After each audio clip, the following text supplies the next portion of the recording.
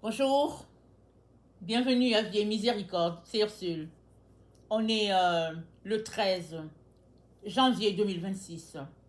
Alors, je viens parler d'esprit de vérité, esprit d'assoupissement. 2 Thessaloniciens 2, le verset 7. Car le mystère de l'iniquité est déjà à l'œuvre. Il suffit que soit écarté celui qui le retient à présent, alors se révélera l'impie, que le Seigneur Jésus détruira du souffle de sa bouche et anéantira par l'éclat de sa venue. Quant à la venue de l'impie, marquée par l'activité de Satan, elle se manifestera par toutes sortes d'œuvres puissantes, de miracles, de prodiges trompeurs, et par toutes les séductions de l'injustice pour ceux qui se perdent, faute d'avoir accueilli l'amour de la vérité qui les aurait sauvés. C'est pourquoi Dieu leur envoie une puissance d'égarement qui les fait croire aux mensonges, afin que soient jugés tous ceux qui n'ont pas cru à la vérité, mais ont pris plaisir à l'injustice. Excusez-moi. Alors, dans ce petit texte, on trouve et mention de l'esprit de vérité et mention de l'esprit d'assoupissement. C'est dit ici une puissance d'égarement. La puissance d'égarement, ça fait référence à l'esprit d'assoupissement. Alors, nous sommes dans les temps difficiles, on le voit. On n'a pas besoin de nous dire quelque chose. Surtout si nous ouvrons les nouvelles, qu'on veut savoir qu'est-ce qui se passe, on sait que on est dans des temps où c'est assez agité sur toute la terre. Alors, on pourrait se poser mille et une questions et on pourrait être très distrait. Mais ce que le Seigneur nous demande, c'est de nous concentrer sur lui afin d'éviter au maximum la distraction.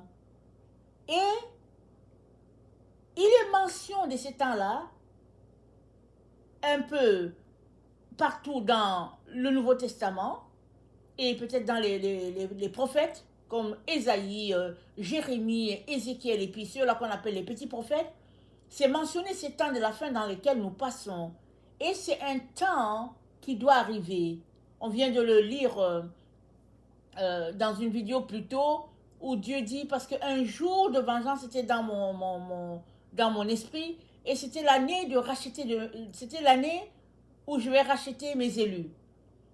Donc, quand Dieu parle d'année, on ne sait pas exactement quelle est l'année, mais on sait une chose, c'est que le message portant sur l'esprit de vérité et l'esprit d'assoupissement a été annoncé par notre Dieu depuis le commencement. Il a dit, j'ai mis devant toi le bien et le mal, choisis le bien, afin d'être heureux. Choisis la lumière et non les ténèbres. Donc, dès le début, Dieu a mis en garde son peuple. Et nous arrivons dans ce temps où nous nous trouvons, à cette heure où les douleurs de l'enfantement sont intenses. Dieu nous dit, nous avons besoin de l'esprit de vérité.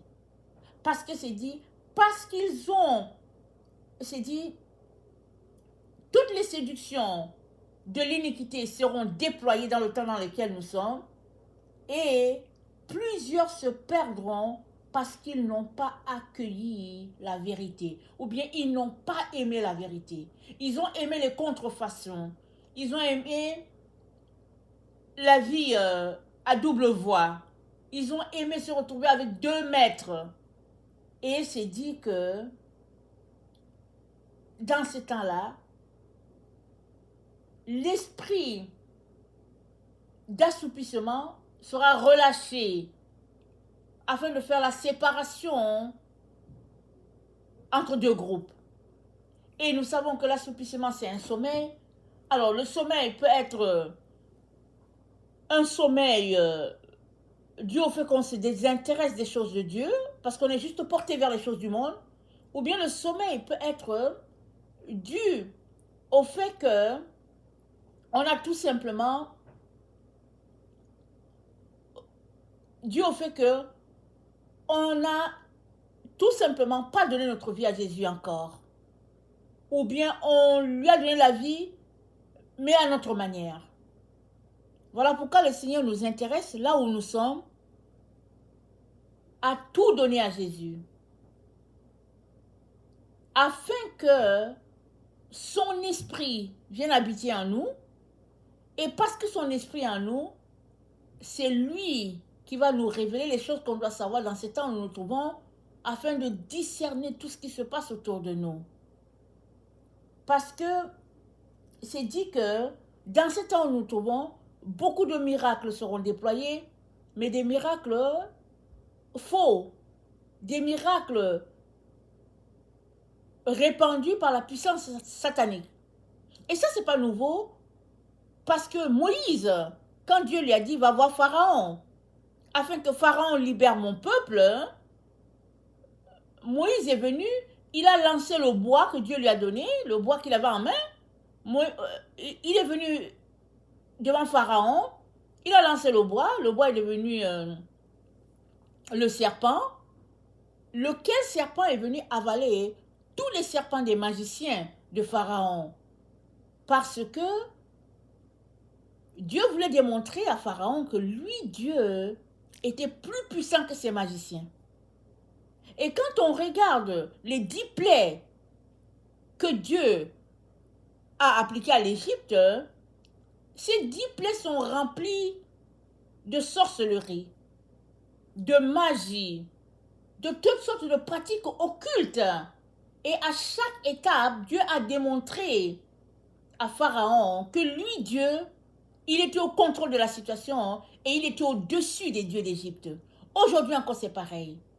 Dieu, n'est-ce pas, révèle à toute l'humanité qu'il est Dieu. Et les choses vont dans le sens que Dieu a dit et non dans le sens que les êtres humains veulent. Voilà pourquoi Dieu nous dit, donnez-moi votre vie. Et toutes ces choses qui sont en train d'arriver sur la terre arrivent par rapport aux paroles que Dieu a déclarées sur son humanité. Et nous sommes dans ce temps-là où Dieu est en train de restructurer les choses. Il est donc important qu'on ne puisse pas être assoupi, mais qu'on puisse être éveillé et marcher dans l'obéissance à notre Dieu afin d'être épargné de toutes ces secousses-là qui arrivent sur la terre. Et nous avons déjà lu ce texte dans Luc 21, au verset 34, le Seigneur nous dit, il dit, prenez garde à vous-même, de crainte que vos cœurs ne s'apesantissent par les excès du manger, de boire et par les soucis de la vie, et que ce jour ne vienne sur vous à l'improviste, car il viendra comme un filet sur tout ce qui habite sur la face de la terre. Veillez donc et priez en tout temps, afin que vous ayez la force d'échapper à ces choses-là qui arrivent et de paraître debout devant le Fils de l'homme.